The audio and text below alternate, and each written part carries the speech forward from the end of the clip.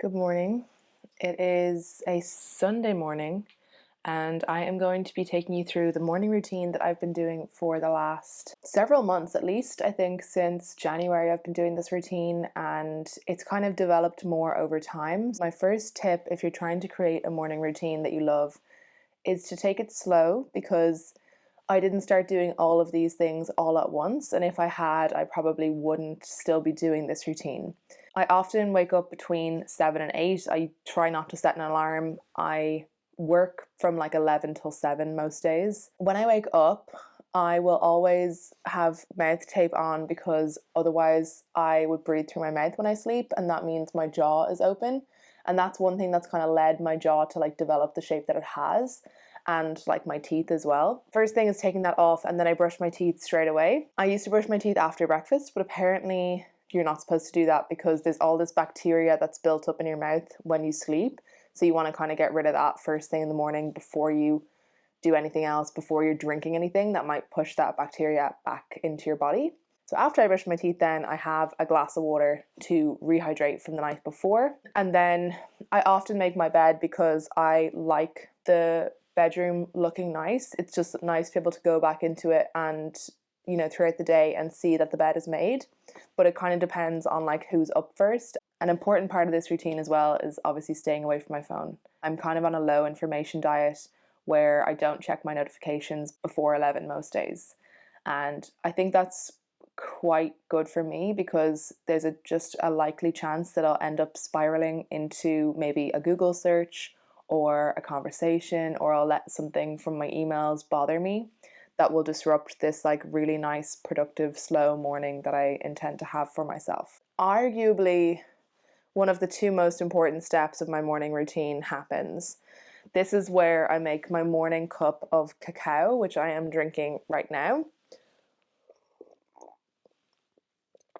I have been on a journey with this beverage. First had this ceremonial grade cacao at a workshop that I did for New Year's Day, like a New Year's Day yoga reset. Whatever way the cacao works, it's a heart-opening medicine, and it really just opened up my mind and opened up my soul.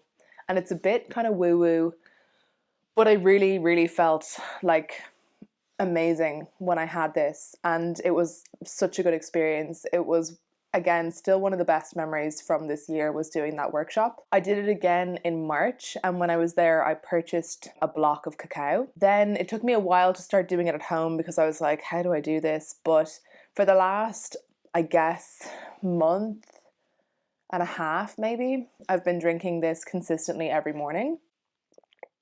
And what it is just 100% cacao, so like chocolate, but like it doesn't have anything added to it like the kind of commercial chocolate that we would see. It is expensive, but since I've started drinking this, any craving for getting a coffee out and about, for processed sugar in general, has just disappeared from me. So I'm saving money from that, because I used to be someone who was getting at least one coffee out a day, which was like a fiver. And it was really just for the dopamine, because I wasn't drinking caffeine. And this does have, I think, about 70 milligrams of caffeine, more or less, in a cup. And I kind of have between 20 and 30 grams of cacao in this beverage. If you're thinking about getting on board with this whole vibe, because like this has been literally life-changing for me, a couple of things. I think first, speak to your doctor, because it is really like a highly concentrated substance, and it's not going to be suitable for everyone. I know off the top of my head that it is a vasodilator, so if you have any kind of heart problems, you're going to have to talk to your doctor. I don't know if you can take it with that in mind. Same thing if you're pregnant. And then it's also a contraindicator with SSRI antidepressant medication, so you can't take them together. Basically, it's because the cacao works in a similar way, in that it helps your body produce tryptophan or something like that, which helps you to then produce serotonin. And that's the way that these antidepressants work as well. So you can't take them together. So anyways, talk to your doctor. But I've been taking this every day, and like it's just had such a huge impact on my mood. I struggle with anxiety and depression, so it's been really helpful for me. And even just the morning ritual of coming downstairs and making this and having a warm drink that's so rich, chocolatey flavor, it's just been really nice, and it's something that gets me out of bed in the morning. So even on days off or days that I might have kind of struggled to get up, I'm just looking forward to coming down and having this drink and doing my morning routine. And that is, I think, really important. You need something that's going to get you up and get you moving for the day. The thing that I love about this drink, I feel like I've been talking about this for too long, but it really unlocks my creativity. And I've noticed that I've been having a lot of creative breakthroughs since drinking this. I've had ideas for businesses, I've had ideas for YouTube videos. And when I do this in conjunction with my morning journaling, I just find I'm working at an intensely high creative level at the moment that I'm like, how is this going to be sustainable? Because every day something in my morning journal happens, whether that's an idea for a video or an idea for something in the business that I run, something completely new entirely. The morning journaling is the kind of next step in conjunction here. I've been following this book called The Artist Way. And I would like to do a video on this, but I'm not sure if people are interested. On the front it says, the classic course in discovering and recovering your creative self. And it's really just about, unlocking your creative potential and kind of recovering from a bunch of different things that are holding us back from being the artists that we want to be. One of the kind of cornerstone ideas in this book is the idea of the morning pages, which is where you write 3 pages, A4 pages, of just whatever is in your head. You just let it come and you write it out every single day. And I've been doing this consistently for 5 months. Was on and off with it when I first started. So like if you're first starting something, like, you're not going to be able to be consistent with it when you start. I'm just going to say that right now. I just let whatever comes come, and I'm not always expecting what does happen.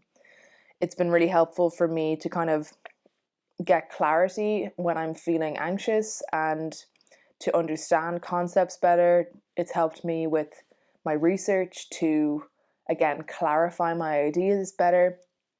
And it's helped me be a lot more creative. And because of that, a lot more productive. Because when you have your ideas more clear and laid out in front of you and you're coming up with ideas every morning, it's a lot easier to be productive because you're kind of ready to go. So when it comes to all the YouTube content creation I've done, so much of this I can say is from doing this morning journaling. And the reason I've been able to be productive and create more content is because I have these ideas that I'm getting from this notebook. Something I would highly recommend to anybody. Even if you don't consider yourself a creative person, I would certainly recommend doing this. With my morning cacao, I usually have a little bit of food as well, kind of like a starter, which could be like half a banana or an apple or just something simple. Usually I don't really feel like eating much in the morning, but I know that it's kind of useful, especially when I'm going to do a workout, to have something to eat before I go. After my morning journaling, I then like to move on to some morning meditation and stretching. Meditation I can be a bit up and down with in terms of consistency. I like to use this app called Balance, which has some nice meditations. I like this app because it has different programs and you can progress through more difficult meditations over time, or more challenging meditations, I should say. But sometimes I will just want to do my own like breath work. I think breath work is such a great thing to do in the morning. The general idea with doing deep breathing is that we don't often breathe to our lungs' full capacity, and we're not often taking in as much oxygen as we could be. And it's so good for our bodies to get this like high dose of oxygen every once in a while. So doing deep breathing and really breathing to your full capacity is really good for your body, and it can also provide, again, more clarity, which is a nice thing to do in the morning. My most recent addition to my morning routine is a morning stretch. My flexibility is so poor and my posture isn't great. So morning stretching, a good thing to do, I think, before I move on to my actual workout. After my morning stretch, then I usually head out for a workout of some description. So I try and get morning exercise in some way or another. I'll go to my gym 3 times a week, and that's also got kind of like a 10 or 15 minute walk either way. So in total, that usually ends up being around an hour and a half of exercise. Other days, I might go for a run. I might do a bit of yoga at home. I might just be walking. all of which are fine to do, but it's really just about getting outside and moving your body. Today I have a yoga class booked because it's a Sunday and I really love going to the yoga studio on a Sunday, especially it looks like it's going to be a lovely sunny day, and the studio that I go to is really like well lit from the outside, and I personally just love natural light. After my morning workout then it's time to get ready for the day. Usually I'll be having a shower because I'll be all sweaty after a workout. Check a list that I have called my personal care list. I'm somebody who unfortunately will not remember to take care of myself without something like a list. For example, at the moment my nails look like this, so my personal care task as an extra thing that I need to do is to take off this nail polish. Again, I might kind of forget about them, and it's easy for me to do them kind of in my shower routine. I also will do some morning skincare, which is fairly new to me. I really just, do SPF and fill in my eyebrows and get ready into some kind of outfit for the day. Then I'll have my proper breakfast, which is often like an omelette or some sort of eggs. I used to do all of my self-care in terms of house care on Sundays. I could do this big Sunday reset, but I've now turned Sundays into my do whatever the hell I want day. So I don't like to leave all of my house care tasks for Sunday, because if I'm feeling like I just want to sit in my pajamas on the couch for the day, I should be allowed to do that and not feel bad.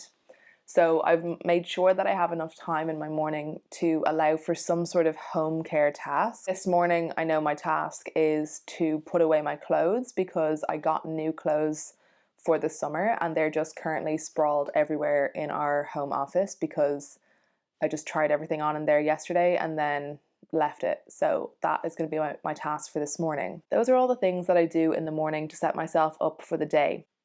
Finding a morning routine that you love is so important for just kind of reclaiming some of your time if you are someone who's busy with work. I think it's so important to be able to have time that you love, and my morning routine often, if I'm doing kind of like gratitude journaling, um, one of the things that I'm most grateful for is my morning routine because I love it so much and it sets me up so well and it brings me so much joy.